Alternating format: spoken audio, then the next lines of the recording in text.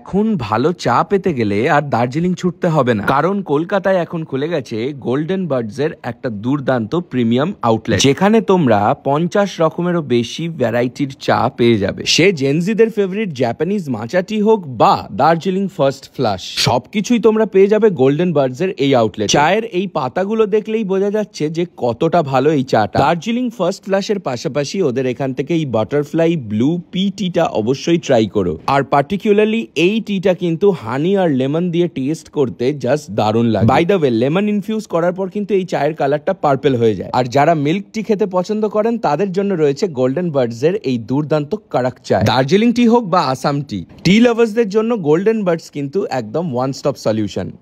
আমাদের golden birds এর মোটামুটি দার্জিলিং এর সব বাগান বলবো না, 80% বাগান আমরা কভার করি। যেমন আমাদের সব থেকে ভালো যেটা রয়েছে গোপালধারা, গিদা পাহাড়, নামরিং আছে, রিংটং আছে, নর্থ টকগড় আছে, তারপর হ্যাপি ভ্যালি রয়েছে। এই সব জায়গা থেকেই আমরা মোটামুটি চা সোর্স করে আমাদের নিজস্ব প্যাকেজিং হয়, প্যাকেজিং করে আমরা অল ইন্ডিয়া ডেলিভারি করি।